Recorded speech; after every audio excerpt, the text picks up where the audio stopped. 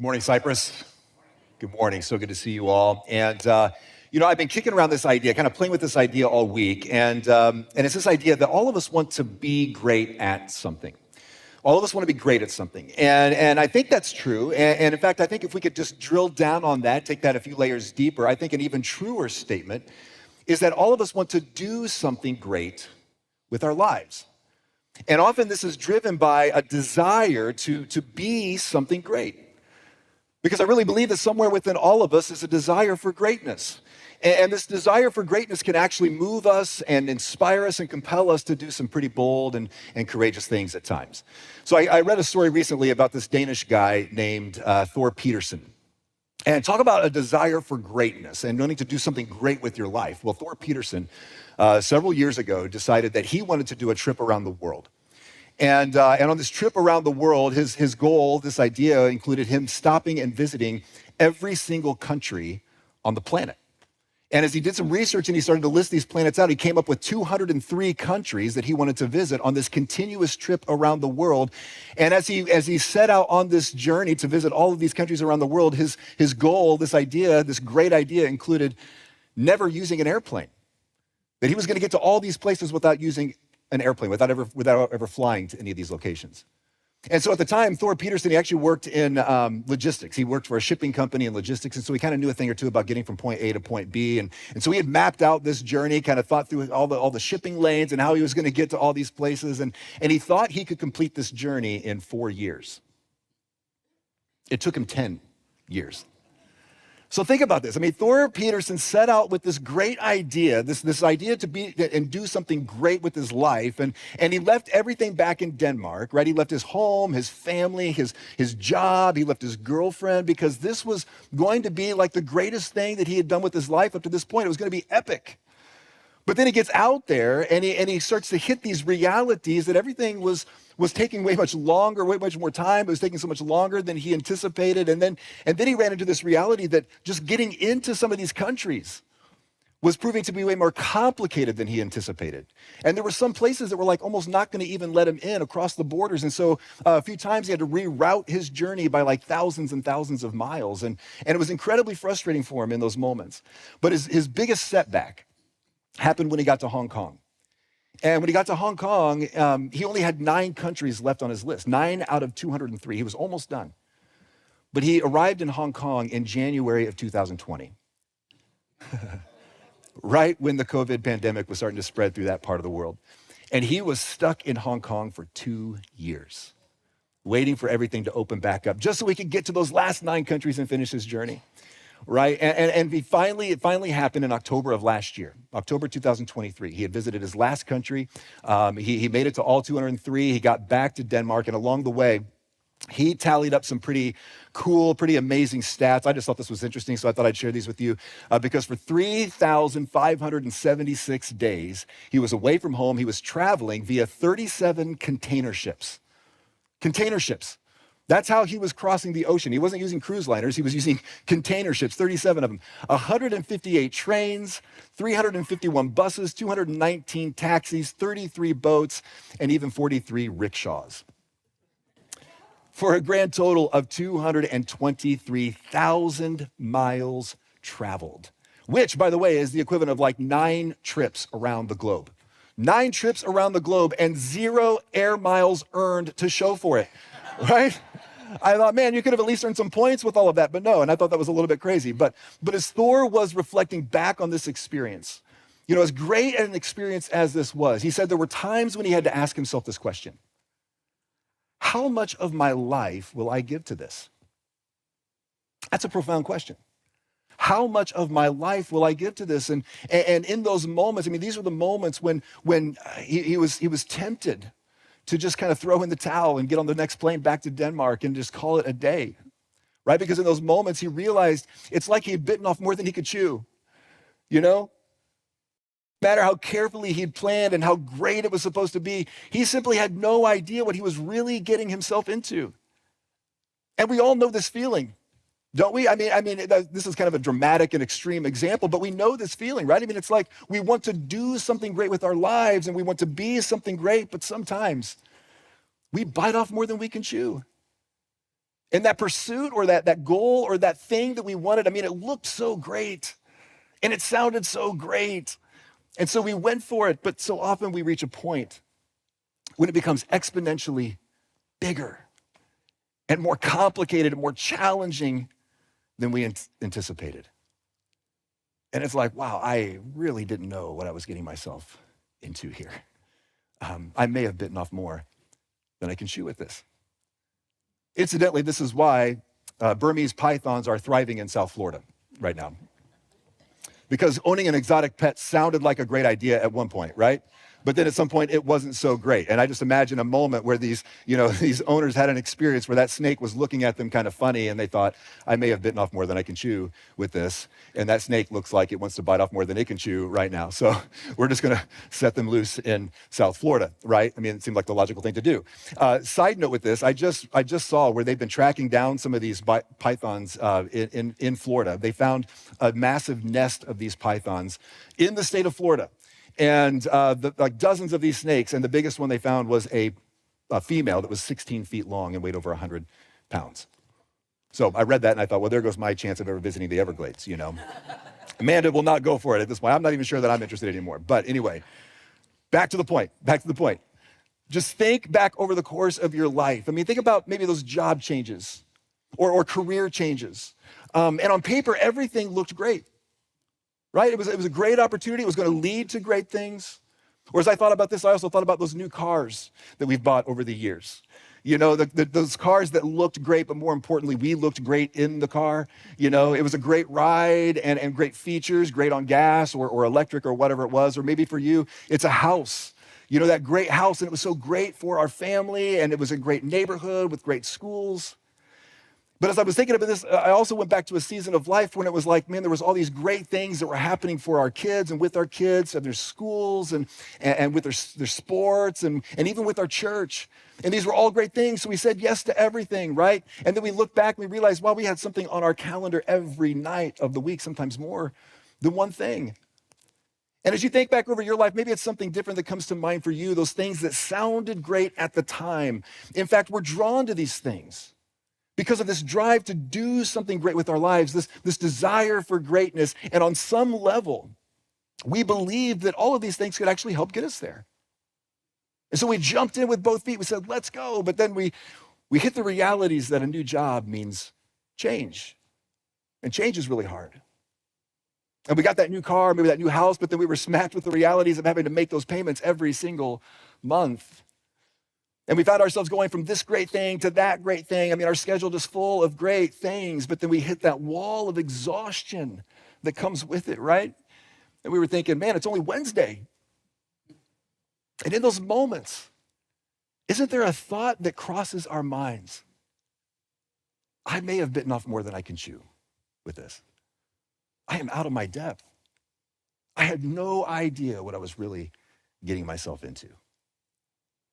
And I'm just curious, have you ever had this thought about Jesus? Maybe you're not a Christian, maybe you don't follow Jesus, and maybe that's a big reason why. Because you're still not sure what you're really getting yourself into. And that's fair. Maybe you are following Jesus and you still have these moments when you bump into something and you're like, wow, I may have bitten off something more than I can chew here because I feel like I'm out of my depth and I really don't know what I got myself into. And again, that's fair. In fact, some of Jesus's very first and closest followers had these moments too. And we're going to look at one of those moments together this morning. And so just picking up the narrative from the scriptures, Jesus and his 12 disciples, they're on their way to Jerusalem. And when they arrive in Jerusalem, this will set into motion a series of events that will eventually and ultimately lead to Jesus being arrested and then executed at the end of that week. And Jesus knew this. Right? He was fully aware. In fact, he was expecting this. And Jesus had even been talking with his disciples about this very thing. He'd been explaining to them very specifically and in no uncertain terms that when they get to Jerusalem, he's going to be handed over to the authorities and he's going to be killed. He's going to die. In fact, he had just finished explaining this to his disciples for the third time when we get to Mark chapter 10, verse 35. So we're just going to jump into the story here at this point. Then James and John, the sons of Zebedee, came to him. Teacher, they said, we want you to do for us whatever we ask. What do you want me to do for you? He asked. They replied, let one of us sit at your right and the other at your left in glory. So they're walking to Jerusalem, right? And Jesus has just finished explaining to them for the third time that he's going to die in Jerusalem. And these two guys, James and John, thought this would be an opportune time to approach Jesus and ask him to do something for them, right? Like, this is the perfect time to ask Jesus to do whatever we ask. And now James and John were two of Jesus's best friends, two of his closest friends. And the reason we know this is because, often we talk about Jesus having this entourage of guys with him, these 12 disciples who are really like his students or apprentices, and they spent all the time with him. And so he had this group of 12, but within that group of 12, he also had this inner circle of 3. These 3 guys who were especially close to Jesus, and those 3 included Peter, James, and John. So in this scene, we see 2 of Jesus's closest friends and 2 of his brightest students who approach him on the road here, and they basically are like, Jesus, we want you to do for us anything we ask. Whatever it is, anything we ask. Like what kind of approach is this, I mean, try to imagine one of your kids walking up to you and being like, okay, hey, Dad, or hey, Mom, I'm going to ask for something. It's really big. I'm sure it's wildly unrealistic. It may be even a little bit inappropriate, but I'm going to ask for it anyway. And I just want you to say yes no matter what it is. Just say yes, whatever. That's basically what James and John are doing with Jesus in this moment. And Jesus just kind of plays along. And I kind of have to imagine that Jesus was probably thinking, as soon as he heard where they were going, he was probably thinking, well, this ought to be good. And so he just says, okay, what can I do for you guys? And they just go for it. They just jump right in. And they're basically asking Jesus for the highest seats of honor in his kingdom. One on his right and the other on his left. They were positioning themselves for greatness. That's what they were asking for. Now, here's the thing with that. First of all, they were totally edging out Peter, the other guy who was part of that inner circle of 3, right? Like, they were totally trying to just edge him out and maneuver, not just Peter, but really the other 9 as well. Like, they were totally trying to just cut in front, get ahead. And these guys were supposed to be like best friends, And so this was not cool on a number of levels. But on top of that, and maybe even worse, James and John, these guys still did not understand what Jesus had been trying to teach them for 3 years. 3 years. And again, even just in the past few days, Jesus had told them 3 times that when we get to Jerusalem, I'm going to die. Translation, it's going to get really bad, really quick. It's going to be terrible. And they just didn't get it.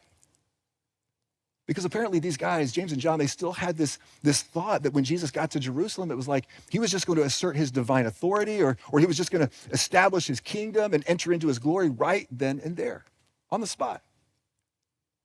They had no clue what was waiting for them there. And I love Jesus' response in the first part of verse 38. You don't know what you're asking, Jesus said. You don't know. You guys, in other words, you're biting off more than you can chew here.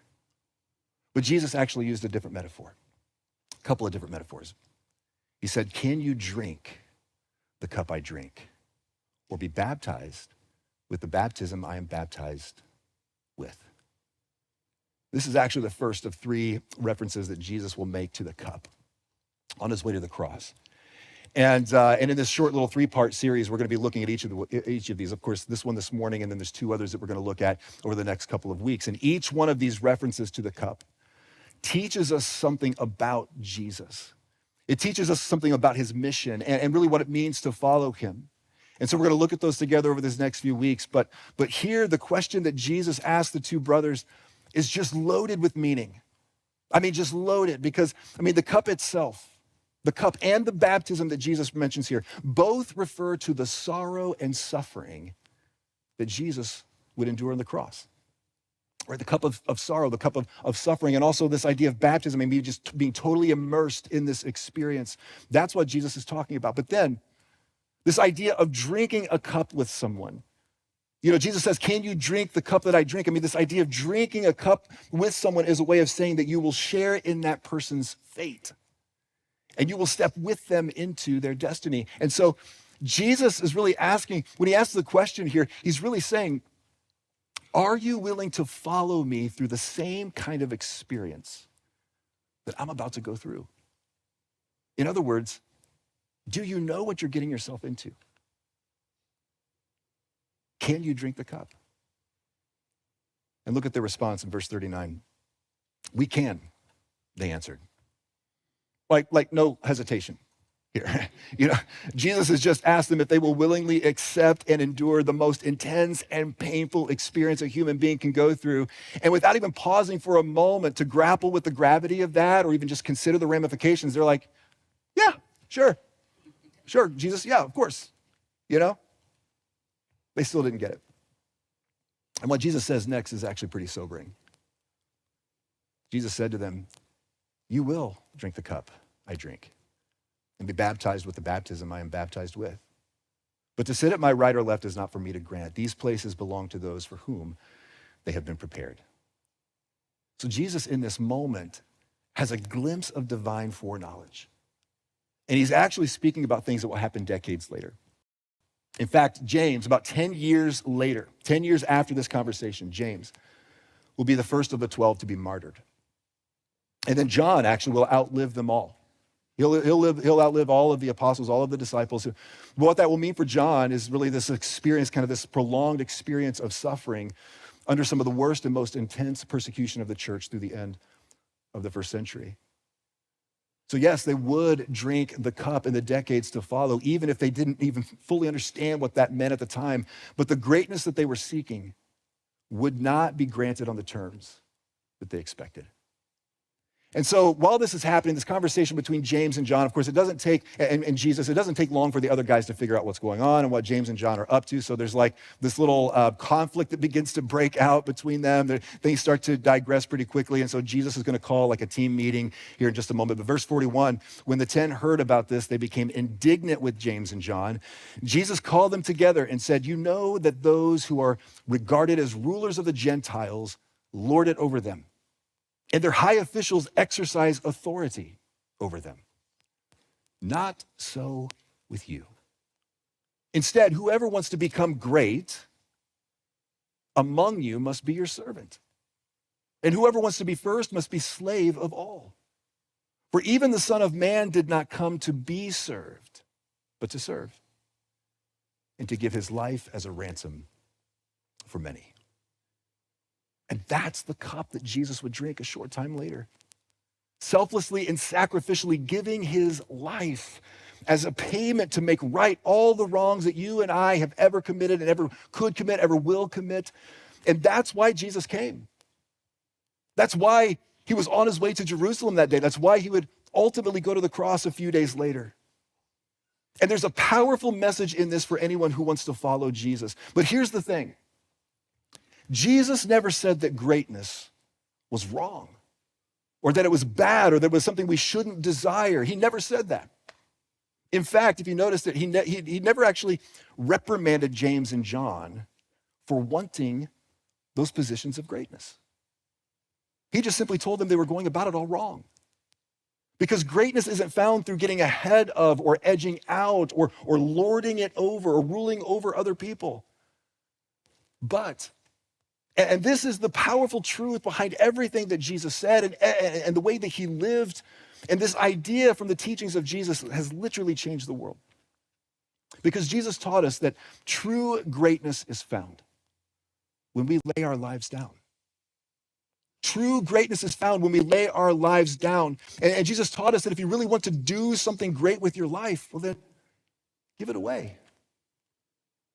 Give it away. Lay your life down so you can lift others up.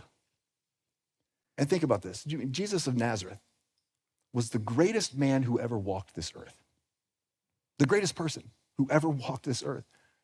Whether you follow him or not, and regardless of what you think or believe about him, you cannot deny that no other person in human history has left a more profound impact on the world than Jesus. And the greatest man who ever lived, the greatest person who ever lived, devoted his short life not to being served, but to humbly and selflessly serving others. And so if you really want to follow in the footsteps of Jesus, And if you really want to do something great with your life, then serve others selflessly. That's the next step for us out of this teaching, is to serve others selflessly. So several years ago, at one of our churches up in Indiana, Amanda and I were part of and fairly involved in a ministry to the homeless in that community. And we were part of that ministry for, I think it was a little over a year, and we were involved in that ministry pretty much on a weekly basis, and something that we really, really enjoyed. But to be completely transparent with you, getting involved with that ministry was not my idea. In fact, I resisted it. And in fact, if it had been up to me, we probably wouldn't have gotten involved in that ministry at all. But the reason we started serving with that homeless ministry is because of our daughter, Ellie, our youngest. And she's 14 years old now, but she was 8 years old at the time. And at our church on one weekend, one Sunday, they were showing a video talking about this homeless ministry, and Ellie happened to see it, and it kind of piqued her interest. And she started asking questions and talking about it more and more, and she wanted to know if she could help in this homeless ministry. And so Amanda wanted to kind of put some action to this, and she decided to take Ellie to go talk with the couple that had started this ministry, and she took them up. This woman named took Ellie up to this woman named Gina, and got to know Gina through that conversation, and discovered that, yeah, it's okay, bring Ellie and come downtown, and we'll serve the homeless together. And so that's what Amanda did. That following Friday night, she took Ellie downtown, just the two of them, and they served the homeless, and they had a fantastic experience. In fact, they kind of fell in love with the people that they were serving. They fell in love with the ministry, and they decided to go back the next Friday. In fact, they decided to keep going back downtown almost every single Friday night for like 4 to 6 weeks. This was going on. And through that time, I mean, they'd gotten Gibson involved, our son, so he was going down there with them almost every week. And then even our two oldest daughters, Bree and Sophie, at one point jumped in, and they were serving at different times. But through that first 4 to 6 weeks, I was still holding out. I was resisting. And I had all kinds of great excuses. You know, every time Amanda would ask me, you want to go downtown with us this weekend? I'd be like, in my mind, here's what was going on. I've got my own ministry to worry about. I was a pastor on staff at the church, and so I've got my hands full with the ministry that I'm leading, and I've got a pretty full plate. And, you know, I don't know if I can really add one more thing to that. You know, and Fridays were my day off. And they always served on Fridays. And so I was like, I don't really want to add one more thing to my day off. And I had all these great excuses. At least they sounded great to me. But in reality, the truth is I just didn't want to go. I didn't want to serve. And again, to be just completely transparent, I was intimidated by that. I mean, going downtown to serve the homeless, and I felt like that was completely out of my wheelhouse, out of my comfort zone, and I just wasn't wired for that. Like, I was watching Amanda and the kids thrive, like they were loving it, but I thought, well, that's for them, you know, and that's great, but I don't think it's for me. I don't think I'll be very good at it. I think I'll be awkward. And I was intimidated, and on top of that, I wasn't really sure I wanted to get my hands dirty. You know what I mean? I wasn't really sure I wanted to step into the mess. It's a homeless ministry. But one week, and I don't know if it was the Holy Spirit convicting me or if it was Amanda. Sometimes they sound a lot alike, honestly. I finally broke down, and I decided, okay, I'll go downtown. I'll go serve the homeless with you. And when I got down there, and that very first experience, just spending a few hours with those people, I discovered something that became incredibly meaningful. And I'm convinced it shaped me in some pretty profound ways. I mean, it stretched me spiritually, it stretched me relationally, it challenged me socially. It taught me a lot. You know, in fact, I'm convinced that I learned way more from them than they ever learned from me. And every single week we got there, it was always something new. You know, it was one of those kind of experiences. It was always something new. And every single Friday night, it was another one of those, what have I gotten myself into kind of experiences, you know? And I always felt out of my depth. I always felt like I had bitten off more than I chew. And I got down there and started having conversations with people. And I never really felt like I was doing anything great.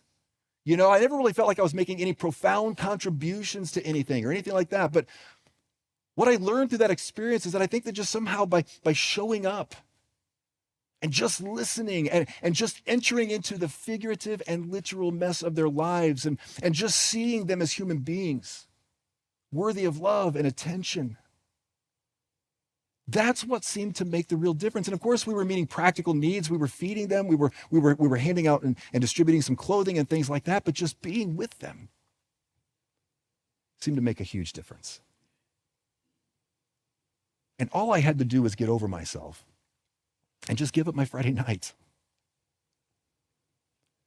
Jesus made it very clear to his earliest followers and to us that true greatness is found when we lay our lives down and serve others selflessly. And so often I think we tend to think of serving in terms of what we can do. You know, like what are the projects that we can participate in and the tasks that we can take care of. And that's what serving so often looks like. It's like this checklist of actions and things that we need to do. And honestly, as I was thinking about where I wanted to bring this teaching and how I wanted to wrap this up, I mean, initially that's where my thoughts were going with this, is trying to think through, okay, what are some things we can do and how can we get people doing things? But the more I thought about this, the more I began to think, serving really has less to do with what you do and more to do with how others feel when they're with you. And I wonder if that's what Jesus was really getting at. When he started looking at the world around him and how the world operates, I mean, even in our world today, think about the power regimes and the class systems that we see around the world, or even within our own country, the social structures. And you look at even just the hierarchy of the corporate ladder and the political structures of society and so on. And the truth is that none of these systems make us feel great about ourselves. When those in positional authority lord it over us, as Jesus said, I mean, that's not a great feeling. We don't love being a part of those systems and those structures unless we're at the very top. And very few of us ever make it to the very top. Most of us are somewhere down the chain with someone who's in authority over us, lording it over us at times. And most of us know exactly how discouraging and diminishing and disparaging it can feel. And I wonder if that's what Jesus was getting at when he said, "Not so with you."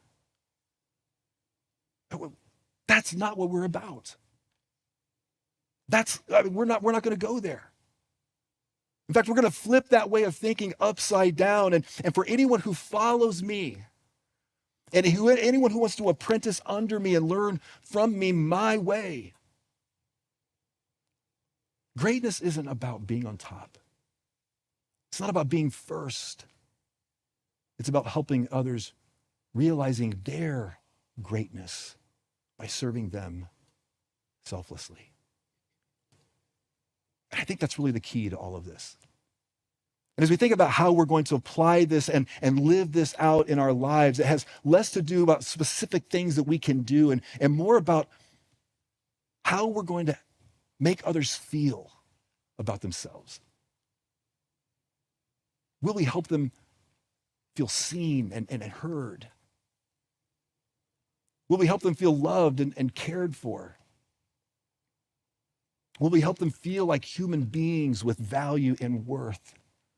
Simply by taking the time to look them in the eye and listen to them and demonstrate with our presence, you matter to me. You matter to me. And yes, that will mean at times that we're taking action to meet practical and material needs. And other times it will mean stepping in to meet emotional and relational and spiritual needs. And so yes, sometimes we're going to have to do things. But that's not what it's really about. It's about how we're making others feel. In the first place that we need to be living this out is in our homes with our family. And so moms and dads, just starting with moms and dads, I want to ask you, how are you serving your kids at home? And again, it's not about what you're doing for your kids, because I'm pretty sure most of you and all of you are doing plenty for your kids already. I imagine you sitting there thinking like, gosh, I already feel like I'm waiting on my kids hand and foot. I'm cleaning up all their messes and washing the dishes and doing the laundry. Like, what more do you want me to do? It's not just about what we do for our kids, but how we're making them feel. So by making sure that our kids have our attention so that they feel seen and heard and loved and cared for. How are we serving our kids at home? Spouses, how are you serving each other? Empty nesters, grandparents, how are you serving your family in this season? And I know it looks different, right? It changes from season to season, but how have you found some ways to serve your family in this season? Because we start by living out the teachings of Jesus in our homes, but then it branches out from there and it goes and extends into every sphere of our life. So do the people who intersect our lives know their greatness because we've helped them feel seen and heard and loved? How are we serving our neighbors and our coworkers and our classmates and our teammates and so on? By doing things. By meeting some tangible and material needs sometimes. And as often as those needs come up, by all humble for it.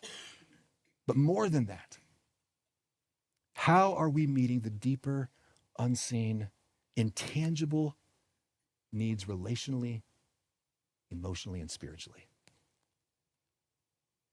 Jesus said, true greatness is found when we lay our lives down as a servant of all, so that through our lives, others might discover the greatness within them. So in closing, do something great. Be someone great. Go and do great things with your lives. And remember, the greatest human who ever lived, Jesus of Nazareth, changed the world with this idea. True greatness is found when we lay our lives down. That's the cup that Jesus drank. Now the question comes back to us. Can you drink it? Can you drink from it? Will you drink the cup? Will you lay your life down so that you can lift others up? Let me pray for us. God, in this moment, I simply ask that you help us to live into this experience. Lord, to apply this truth to our lives, that true greatness is found when we lay our lives down. And as we humble ourselves, as we lay our lives down, Father, that we would be able to lift others up around us. Father, stir in our imagination to see and what that could look like, and to see those moments, those opportunities, those needs that we can step into with your help, with your courage, and with your strength. Father, we love you. Amen. Amen. Thank you, Cypress.